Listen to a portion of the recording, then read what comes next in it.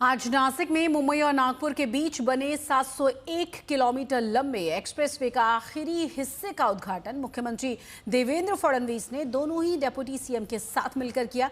इस एक्सप्रेसवे का नाम हिंदू हृदय सम्राट बाला साहेब ठाकरे महाराष्ट्र समृद्धि महामार्ग रखा गया है। आज फडणवीस ने 76 किलोमीटर लंबे हिस्से वाले आखिरी चरण के एक्सप्रेसवे की सौगात दी है। ये बेहद खूबसूरत एक्सप्रेसवे विदर्भ, मराठवाड़ा और उत्तरी महाराष्ट्र के 24 जिलों को जोड़ता है। आज जिस हिस्से का उद्घाटन हुआ है वो नासिक के इगतपुरी के ठाणे के अमाने तक फैला हुआ है और इसे बनाने में 1182 करोड़ रुपए की लागत आई है।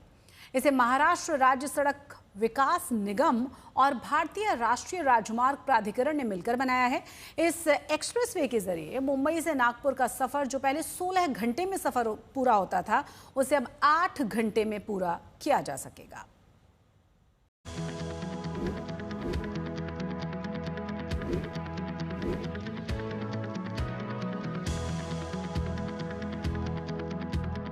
महाराष्ट्र के सबसे महत्वाकांक्षी प्रोजेक्ट में से एक समृद्धि महामार्ग का आखिरी हिस्सा आज पूरा होने जा रहा है। मुख्यमंत्री देवेंद्र फडणवीस के हाथों आज इसका लोकार्पण होना है।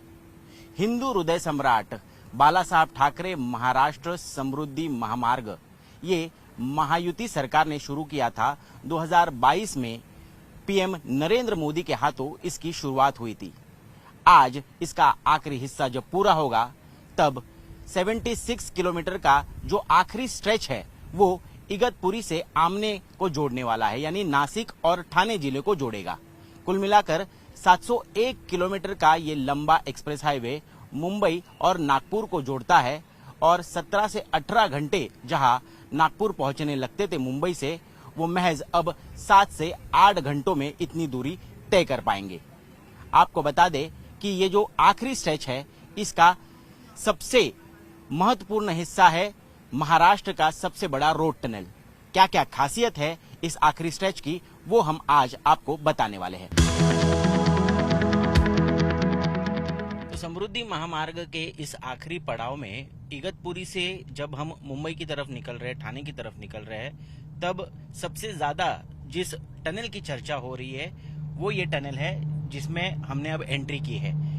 ये कुल मिलाकर 10 किलोमीटर का टनल है और इसकी लंबाई और चौड़ाई अगर देखी जाए, चौड़ाई वैसे 17 मीटर बताई जा रही है, जो कि महाराष्ट्र में सबसे चौड़ा टनल कहलाया जाता है और 19 मीटर की इसकी हाइट है और काफी वेल लिट है और 3 लेन यहाँ पर एक तरफा हमें दिखाई दे रही है। यानी कुल मिलाकर दोनों टनल अगर देखें तो 6 लेन का ये डबल टनल है और इस आखिरी पड़ाव पर टोटल ऐसे 5 सुरंगें यानी 5 टनल बनाई गई है जो नासिक और ठाणे की सह्याद्री की जो श्रृंखला है पहाड़ों की उसको चीरते हुए निकलती है।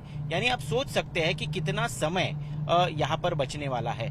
आपको बता दें कि नेशनल हाईवे 13 जो कसारा घाट से होकर इगतपुरी नासिक तक जाता है उसे लगभग ट्रैफिक जैम की वजह से कभी कभी 1.5-2 घंटे लगते थे इतना स्ट्रेच पार करने में, लेकिन महज 8 मिनट में ये 10 किलोमीटर का टनल का स्ट्रेच जो है हम पार करने वाले हैं। और इससे आपको बता दें कि नासिक से मुंबई और मुंबई से नासिक और आगे का जो सफर होने वाला है वो काफी स्मूथ होने वाला है और खास करके जो लोग शिरडी जाते हैं, जो भाविक शिरडी बड़े तादाद में जाते हैं, उनके लिए तो मानो ये साईं बाबा के एक आशीर्वाद की तरह है, क्योंकि जिस शिरडी के लिए 6 घंटा 5 घंटा सफर तय करना पड़ता था वो महज अब 2.5 से 3 घंटे तक आ गया है। यानी आप समझ सकते हो कि ये एक गेम चेंजर प्रोजेक्ट क्यों कहलाता है।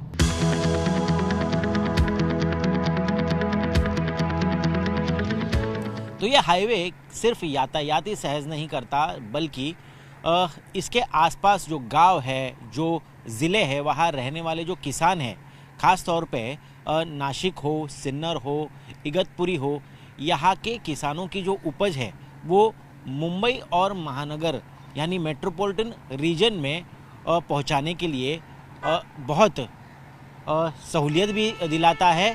इतना ही नहीं, ये आर्थिक और सामाजिक विकास में भी बड़ी भूमिका निभाता है। आपको बता दें कि जवाहरलाल नेहरू पोर्ट ट्रस्ट यानी JNPT, जो सबसे बड़ा पोर्ट महाराष्ट्र मुंबई का है, और वो JNPT सीधे मिहान तक 8 घंटे में सामान पहुंचाने के लिए इस हाईवे का बहुत ज़्यादा और बड़ा उपयोग होने वाला है। और साथ ही साथ मुख्यमंत्री देवेंद्र फडणवीस ने ये भी घोषणा की है कि समृद्धि हाईवे को वो वाढवन बंदर से भी जोड़ने वाले हैं। यानी ये सिर्फ हाईवे ही नहीं बल्कि सही मायने में महाराष्ट्र का एक समृद्धि का रास्ता बन गया है। कैमरा पर्सन महेश मोरे के साथ मैं ऋत्विक भालेकर, नासिक, आज तक।